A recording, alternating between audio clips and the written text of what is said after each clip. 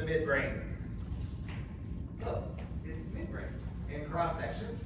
And as we look at the midbrain, first of all, we should say, look, surprise, surprise, since we are in between the brain and the spinal cord, we still have sensory tracts going up and motor tracts going down. That hasn't changed, obviously. But as we look at the anatomy of the midbrain, we see some interesting colors. The blue, that's kind of artificially added there. But these two other things here actually kind of exist that you can see in a fresh tissue section of the midbrain. And that's this thing called the substantia nigra and the red nucleus. Substantia nigra literally means the black substance, right, that you can see in there. And then the red nucleus is actually red, kind of a blush anyways, because it's got so many blood vessels in it. But when we kind of look at the midbrain, we recall that running down sort of through the middle of it, right, we have that cerebral aqueduct, right? That is, here's the midbrain right here, right? This entire structure. There's the cerebral aqueduct coming down from the third ventricle right down into the fourth ventricle there, through the pons and the cerebellum. So there's the cerebral aqueduct, right? It does not divide the brain stem, first of all, we've said many times, into two parts, right? This is a little tunnel right through the middle. But it does kind of separate into a dorsal part and a ventral part of the brainstem, or a posterior and anterior. And so this dorsal or posterior portion of the midbrain, so if you kind of draw a line right here, kind of through the front of the cerebral aqueduct, that's called the tectum. And we're going to spend some time talking about what goes on in the tectum in just a second. The tectum is the dorsal part. So it's kind of, if you draw a line straight through the cerebral aqueduct from the front part of the cerebral aqueduct. Everything back behind it is kind of the tectum. And then the stuff, for the most part, in front of it, all of this up, even barely including some of the substantia nigra, is called the tegmentum. So you kind of got tectum back here, tegmentum up here. I don't like, they just kind of showed the tegmentum is really just kind of the red nucleus area. It's really kind of all of this. It's the rest of the chunky part of the midbrain, ventral to or anterior to the cerebral aqueduct. Okay, so the tectum and the tegmentum is dorsal and ventral, or posterior and anterior portions of this. There is this stuff here called the cerebral crus, right? Crus, crura, what does that mean? That's the crural region of your body, your crus. Leg, right? Your lower leg down here, right? Femoral region, crural region. Told you, crus means leg. So these are these cerebral legs. They're basically part of the little columns that kind of help support the brain. Right structure, lots of stuff runs through there, it's mostly white matter. But, so you got tectum up here, tegmentum back here. All right, so remembering back to our cranial nerves, right, and where things coming in and out of the brainstem. Number 1 and 2, olfactory and optic had nothing to do with the brainstem, right? They go straight back in their own little way. So we start now at the midbrain, the cranial nerves 3 and 4, right, as we were working our way down.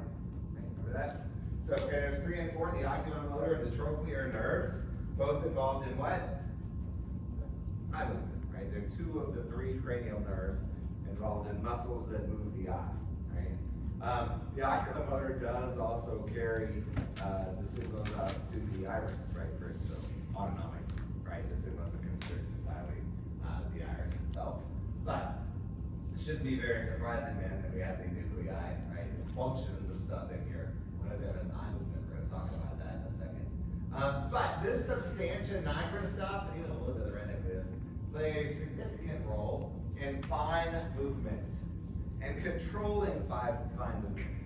We're going to talk about some structures from the other day still up in the cerebral hemispheres that also play a role in fine movement.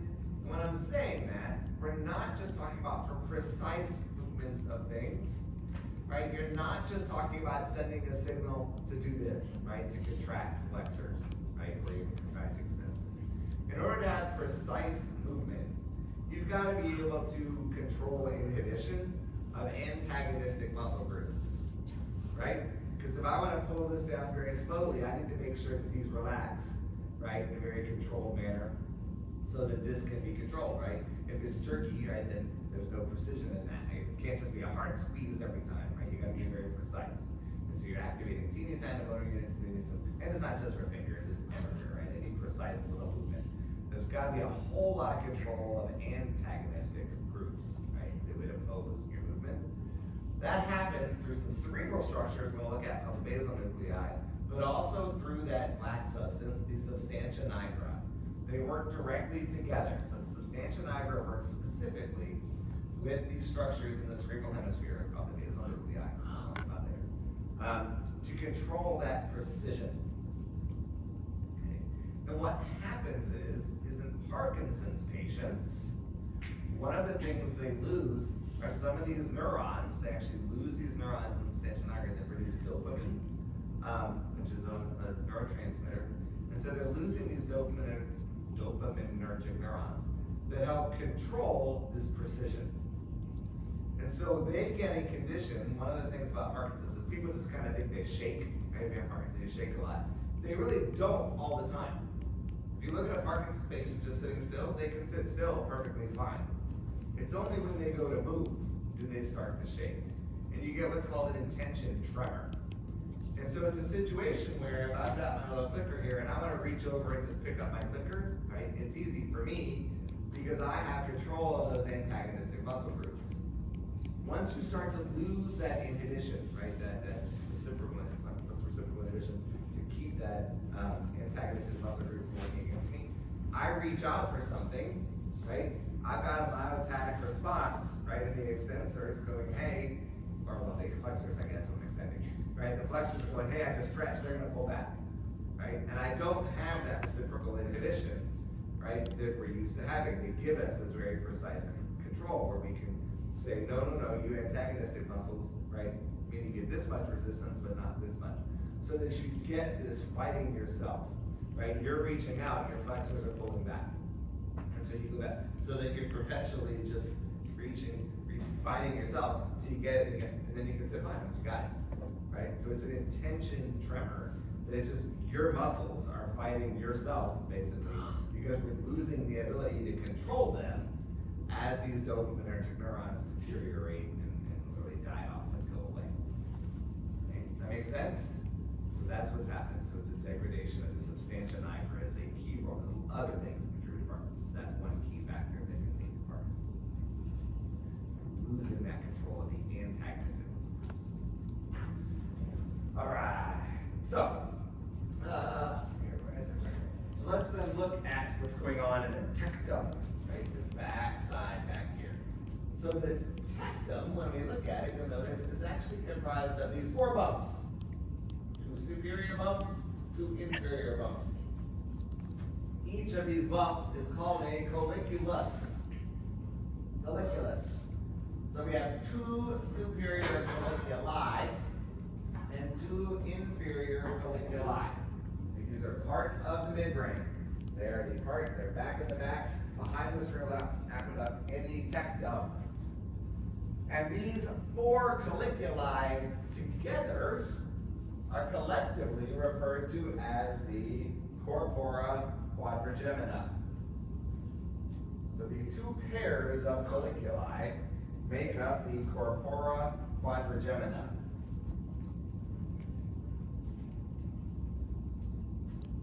What does corpora quadrigemina probably mean?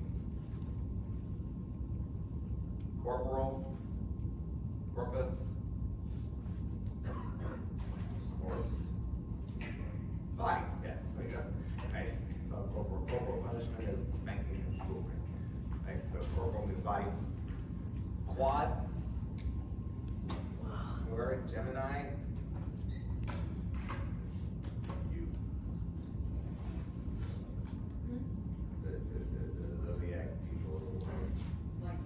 There we go. See?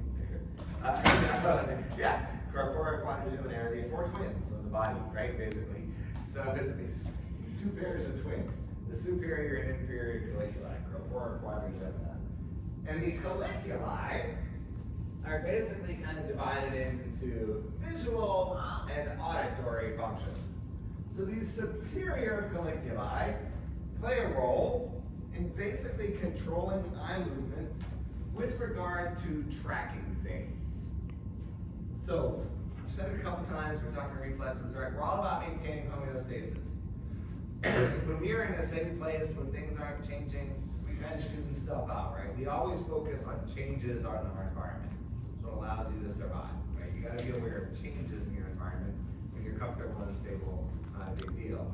But what the superior colliculi do is they're involved in tracking things through the visual field. So that if something enters your visual field, it's the superior colliculi that allow us to localize, right? You see it in your vision, that's not the colliculus, right? But then they lock onto it, and as that thing moves, they help coordinate your eye movements through that. So if it's slow enough, right, you'll get a smooth pursuit. But if it's something moving fast, well, you should know that word. What are the fast eye movements that track from point to point?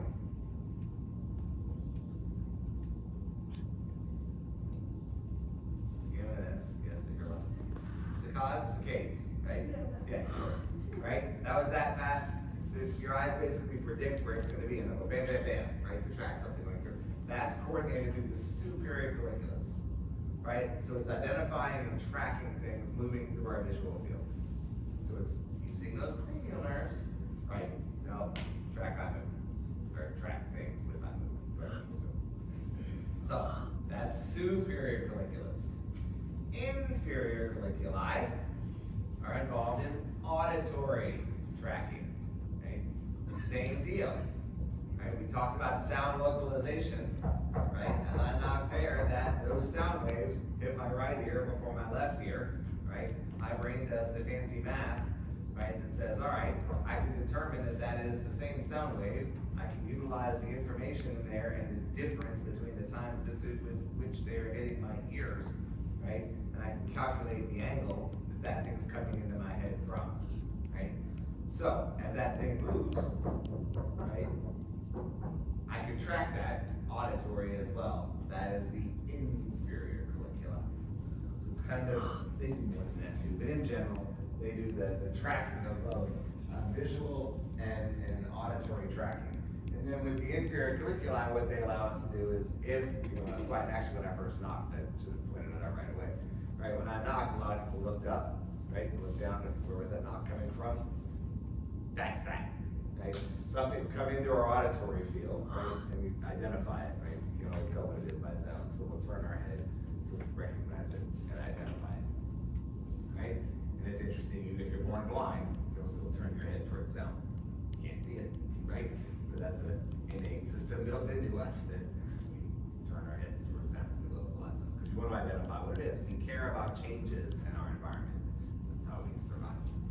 Okay? Okay. Alright, so now just generalize one more time for the 85th time, and we'll keep saying it for a long time still. Right? What is the reticular formation? Cluster collection of like 100 plus nuclei, right? Running up to the entire brainstem, and we're just attributing basically all of our autonomic functions into it, right? So again, there's not a structure you can dissect here, right? There's nothing that you can go into the brainstem and cut out the reticular formation. It doesn't exist that way. It's this broad collection of all three parts of the brainstem, midbrain, pons, medulla oblongata, all have nuclei that form this reticular formation. So we've already talked about a lot of these, right? This would be in the pons, these were in the medulla, right? Cardiovascular medulla analgesia, we already talked about, right? Pain modulation coming down, sleep incontinence, we talked about. Habituation is this last word we have to define. I've used it a couple times. We haven't actually defined it and given it a location here. So we already know all receptors exhibit adaptation, right? Adaptation is a receptor level function. What is adaptation? It's basically like, I give you an example, like when we were in a lab, it's just like the air blowing, and like our ears kind of not turned it off, we could still hear it, but we were focused on your sound. Right, exactly. A receptor under continuous stimulus decreases its firing rate, right? Again, the touch receptors, pressure receptors in your butt have all slowed down their firing rate. Right? You all sat down a while ago, your brain's like, oh yeah, we sat down. There's still pressure receptors in your butts, right? They're still sending signals, but they're sending far fewer signals than they did when you first sat down. Right? Habituation is is a brainstem level further toning down, diminishing, right, reducing the impact of the remaining signals that come in, right? It is the complete tuning out of whatever coming in, because it's not relevant, right? We focus on changes in our environment. Continuous stimuli mean nothing to them. They mean something, but they're almost insignificant of what's going on in our world, right? And so we have habituation to kind of reduce that amount of information coming in to process. It just goes, not relevant, right? If something changes, then bam, it'll be right back on, fired at, paying attention to when you get up. It's like, oh yeah, we stood up. Kind of thing, pressure receptors off my butt, right, kind of thing. That's all good. But during this continuous stimulation, or diminished stimulation even, the adaptation, so that's the big difference. Adaptation is a receptor level function, right? Habituation is a much higher level, right? Brainstem reticular formation, tuning out of not irrelevant, but continuous stimuli in our world. And again, the fan's on in here right now too. Right? Just don't pay attention to it when I'm sitting here talking. If you are, maybe you're more attention to the fan. That's all I can for you to me out doesn't the fan. It helps you sleep, whatever. Okay. Alright? So, got the differences there? Okay. So, that's it on the brainstem. We can move up into the cerebral hemispheres, where we encounter first in our pathway of information, moving up, right? The thalamus. So again, nickname for the thalamus is the gateway to the brain. Virtually all sensory information finds its way to the thalamus, which we certainly know from the afferent pathways we already know, right? Touch, pressure, proprioception, and pain and temperature. We know all of those, right? Come in and go up to the contralateral thalamus before they get routed to the appropriate place in the foot gyrus. But special senses as well also come into the thalamus, save for part of one. The olfactory system has a little separate path that has nothing to do with the thalamus. It makes its own special little trip there. Everything else, virtually everything else, comes through the thalamus itself. So again, this is showing there are two, right? Deep within each cerebral hemisphere, right? Remember, that's the medial edge of the thalamus itself, right? This would be the lateral side of the thalamus, deep within that cerebral hemisphere. But the side walls of that flattened out third ventricle, right, is thalamus on each side, right? Up there, deep within the cerebral hemisphere. What we need to know is not even the names of the groups. You can see how cleverly they're named, though. Okay. How would we ever figure out where these groups would be in the thalamus? Gee, I don't know. But I don't care that you know those, nor which ones do which. Not relevant. But we should know there are 5 different groups, right? So they're the thalamic nuclei, but they're groups, so called groups. Inside of each group will be specific nuclei, the LGM, the MGM, those are visual and auditory input to the thalamus kind of thing. So you got 5 different groups, clusters of nuclei, basically within the thalamus. Then again, this routing every information comes into the thalamus then sends it on to the appropriate place in the brain, right, for processing and understanding that information. What the thalamus does, it is a relay center, it is the gateway to the brain. Everything comes through the thalamus sends it to the right place in the cortex. Okay? Alright, that's thalamus. It is different than the hypothalamus. Different anatomically and structurally. These are big, solid chunks of tissue, right? Literally on each side. This is the brainstem coming down, right? The thalamus up there by 2 fists, right? They are solid things inside, deep within your cerebral hemisphere. So all the way through one solid mass of tissue. The hypothalamus is much smaller in mass, for one thing. We've already said many times, walls and floor of the third ventricle, right? It is just that tissue around the outside of the third ventricle there, right? That place there in the middle, that's filled with CSF, right? This is a funnel.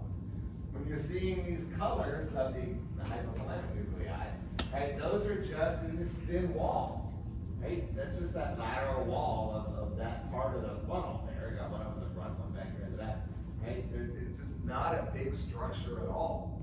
Right? It is, the funnel is a hollow space in the middle, It is just the walls of the funnel around the outside. It's a teeny tiny amount of tissue comparatively for the amount of function that happens through the hypothalamus. It's pretty darn ridiculous. So for start, we'll start with there are 10 hypothalamic nuclei. Right? I'm not making you learn the 5 groups of the thalamus. We're sure not learning the 10 groups of the hypothalamus. There's a couple of these we'll hit as we get into the endocrine stuff. We'll assign specific function to some of them, but not right now. We'll worry about those later on. But you can see the hypothalamus does everything from limbic system, right, emotion and memory, to autonomic function, right, hormones and endocrine control. That's it. Limbic system, endocrine control, autonomic function. So this is the main controller of the pituitary gland, which we're going to learn is the main endocrine gland. It's called the master gland, actually. Hypothalamus basically controls it.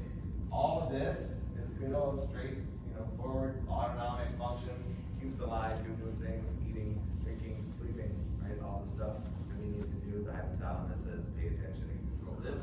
And then down here, limbic system, emotion and memory. It all comes from this really teeny tiny amount of actual tissue, right? That's just located there, right here in the walls and floor of the third ventricle itself. Okay? Again, we will hit 2 of these in particular when we get into the stuff. But for now, there are 10 hypothalamic nuclei, right? 5 thalamic nuclei groups. You can do it in groups or really clusters of nuclei, but whatever. That's all I do. I say 5 thalamic nuclei. Alright, so that's it. It does a gazillion things for this just infinitesimally small, comparatively, amount of tissue the amount of control that it has is kind of ridiculous. Epithalamus we have mentioned a couple times, right? We have hypo, we have the thalamus back in there. Here's the epithalamus. Again, it's kind of the posterior end, if you will, of that third ventricle. In that is another endocrine structure, right, called the pineal gland, right back there in the back. And then there's this little tract, right? A tract. What is a tract? Well, we talked about it. Sure. But it tracks. Pathways, bundles of white matter, right? So CNS, bundles of white matter, right? The PNS, we have bundles of axons, there were nerves, right? The PNS, we have axons running together, carrying some information. Those are tracts. So the avendula, it's just a tract. You can see, well, it connects the limbic system to the midbrain. We're just going, look, it's the epithalamus. It's made of the annula and the pineal gland.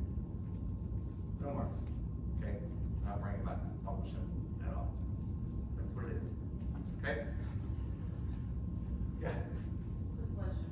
You said inside of the epithalamus is what? So the epithalamus itself, right, is just kind of this posterior, right? This was the anterior kind of walls and floor of the third ventricle for the hypothalamus.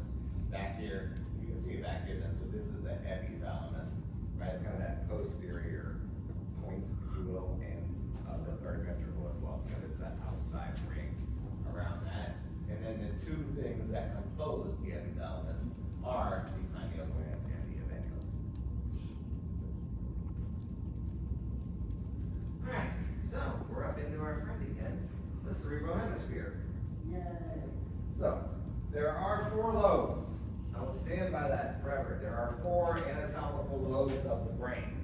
We have talked about them, right? They're named for the bones that are found over them, frontal, parietal, temporal, occipital, right? Yay, we know the divisions between them, all that kind of stuff very well. But there is another part of the cerebral cortex, right? So again, what is the cerebral cortex versus a lobe of the brain?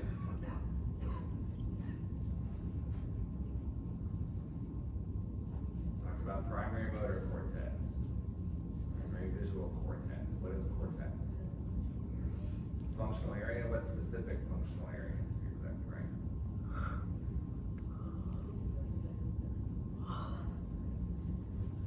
Yeah, so that's just some of the specific functions of regions of cortex.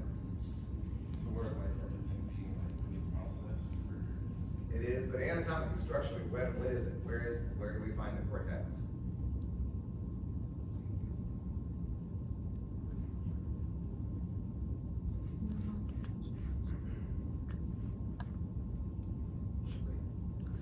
It's just the very outer surface. Very, very, very outermost surface of the brain, about 3 to 3 millimeters, right, of the brain is the cerebral cortex. Remember we talked about gyri and sulci, right? And what was the function of having gyri and sulci that rats don't have, for example? Folds, anatomy, surface area, right? So you have the increased surface area because that's where the cortex is located. That's where all the cells are located. When we talk about, there's a cell on the postcentral gyrus on this side that's responsible for, this touch receptor, right, firing, right? That means that right there in that outer 3 millimeters of the brain, right, surface, down on that one particular gyrus, right, I've got a cell, right, that's responsible for receiving information from that touch receptor. Right? So it's literally just that outer 3-ish millimeters is the cerebral cortex. So each of these lobes, right, has cortex covering all the gyri going down into the sulci, all the way around this whole thing. So you got, frontal lobe, got cortex, there's the precentral gyrus, that's primary motor cortex, occipital gyrus, right, primary sensory cortex, you have occipital cortex, you have auditory cortex, and blah, blah, blah, blah, blah. But in here, if we pull the temporal lobe kind of open, like open up the lateral fissure, the light sulcus there, lateral fissure, right, that division between chunks of tissue, right? If I change that, right, I should change that, right? I will change that later. But if we open up that lateral fissure and we look inside, there is still cortex lining the inside, right? So kind of down below, they're down inside deep, down in the frontal lobe, right, inside there. Remember, we always talk about inferior frontal and medial temporal lobe, right? Or olfactory cortex, right? Inferior frontal, medial, temporal. That's going to be in here too. This is called the insula. So the insula is absolutely a region of cortex. It's the part of that surface of the brain that's located down inside the lateral fissure. It's the insula. Many books, they're all wrong to me, many books consider it to be the 5th lobe of the brain. I don't like that. Never have, never will, not, our book doesn't, so I'm okay with it. I think our book doesn't, it did. I guess I didn't read this chapter, so I'm pretty sure they have changed it. But, there's 4 lobes of the brain, right? And then the insula, though, is this region of cortex down inside there. So we're just acknowledging it exists, okay? All right, so if we look inside then these cerebral hemispheres, right? So this is kind of it's not really mid-sagittal per se, it's just kind of a middle view here. We're going to have a side view of the brain, so front up here, so go back there, anterior, posterior. This is a frontal section, right? So the cerebellum back there, so this person's facing us, right? As we look at these, you'll notice, so you kind of see the depicted here, this darker area, right? That's representing that cortex. Cortex, white matter, or gray matter? Gray matter, right? Again, we said it's the cell somas. This is outer 3 millimeters, where we actually have the neurons, right? The cell somas that are out there, okay, on the surface of the brain. So, cortex is gray matter. So deep to that, all this lighter area, this is all white matter, right? So, what you're seeing represented here are 3 different types of tracts running through the cerebral hemispheres. There are 3 different types, broad categories of tracts running through the cerebral hemispheres that hopefully should make perfect sense when we talk about their names. The first are association tracts. We know about primary cortex and association cortex. What do we generally say the difference is? Or what would you say the difference is between primary and association cortex?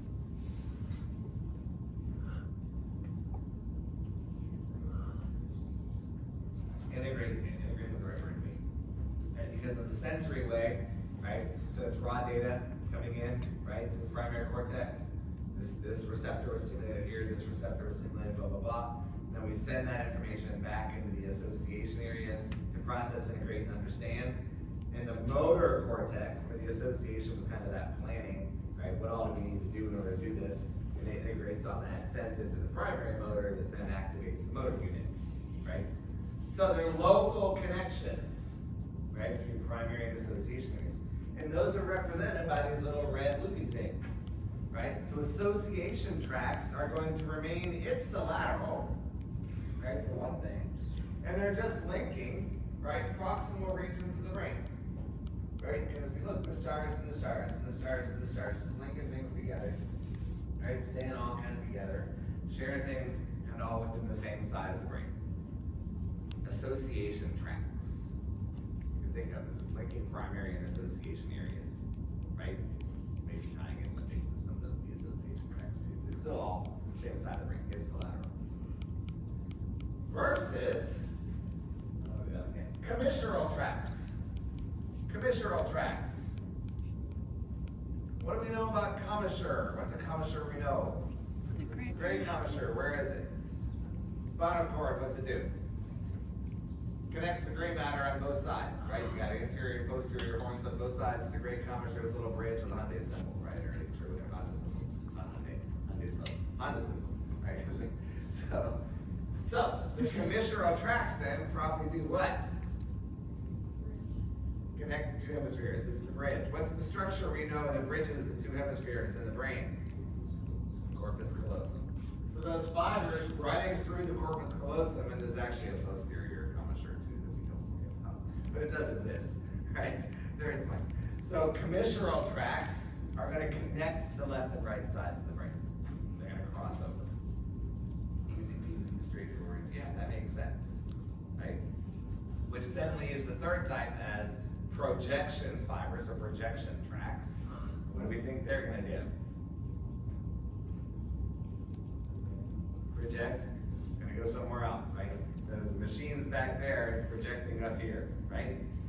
There's the projector projecting, right? So the projection fibers are the same thing. These are the ones that are going to leave the brain or come into the brain, as the case may be. Like they're showing the efferents here, right? How do we know these are the ones that they're showing these are efferents? They're depicting here in green. Yeah. They're coming down, right? The necessary here in the medulla oblongata, right? Through the, actually, wait, look, here's the pyramid, right? So eventually your pyramids, you go down and yeah. So projection fibers then basically go in and out of the brain.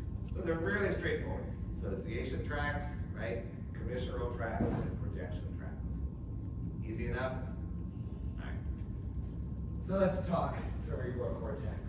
Yay! Alright, so it is about the outer 3 millimeters of the brain. Right? So again, it's all this dark area, all along the surface of the lobes of the brain. And when we look at it, we say, it's not very thick, but actually about 40% of the entire mass of the brain is actually the cerebral cortex because of the gyri and sulci. Right, the way they fold down and in and go up and down, you actually have quite a bit of actual surface area, right, available.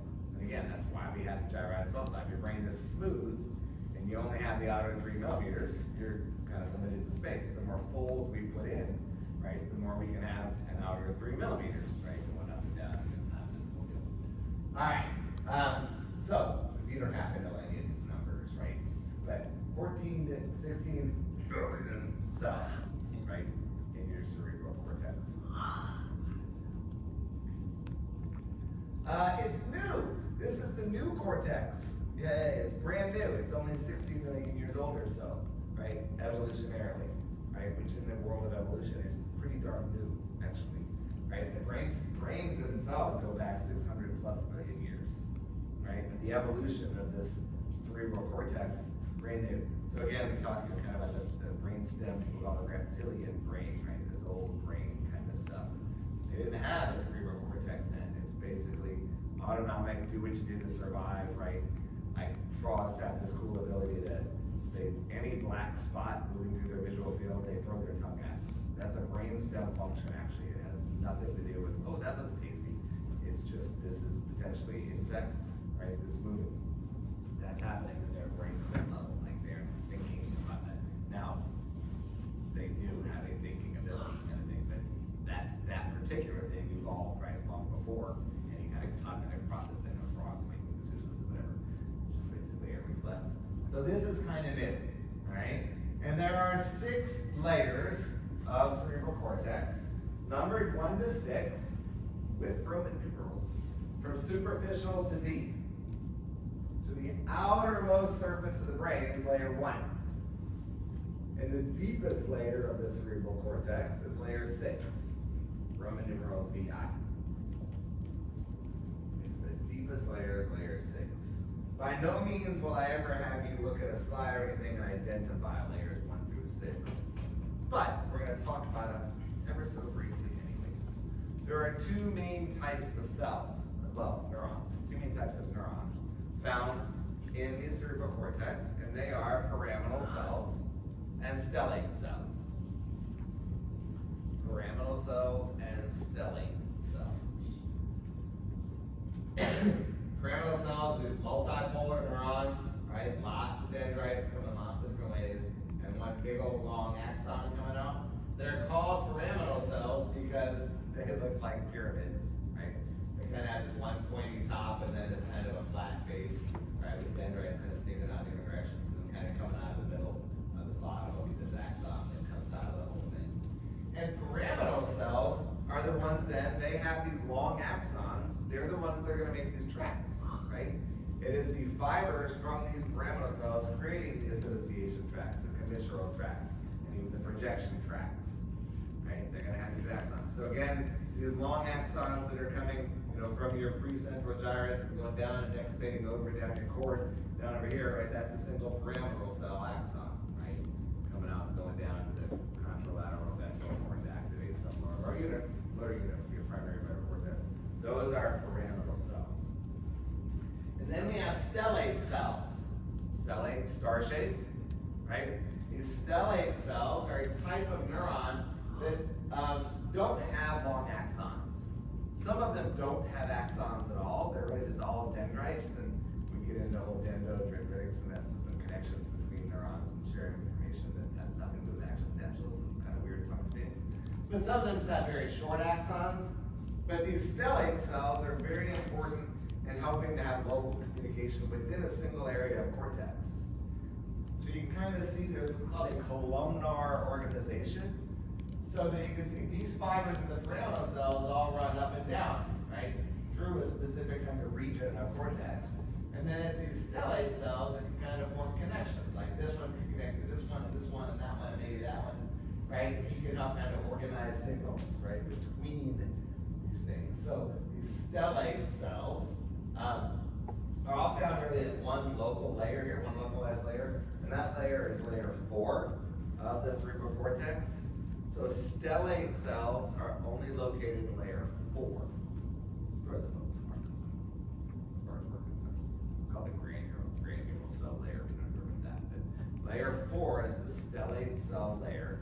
One thing makes it easy to identify if you're looking at these in the microscope. And then layer 1 up here, yeah, you see there's a couple little cells in here, but we consider layer 1 to really be acellular. What would that mean? And means without, right? Lacking or without. So we consider layer 1 to be acellular. There are occasional cells up there, not saying there aren't, but mostly it's just connections between neurons. They kind of reach up there and connect with others kind of locally and have stuff going on within this columnar organization. And so if layer 1 is acellular, and layer 4 is predominantly stellate cells, that leaves layers 2, 3, 5, and 6 as being the cells with the layers with pyramidal cells. So 1 is acellular, 4 stellate, and then 2, 3, 5, 6 are pyramidal cells.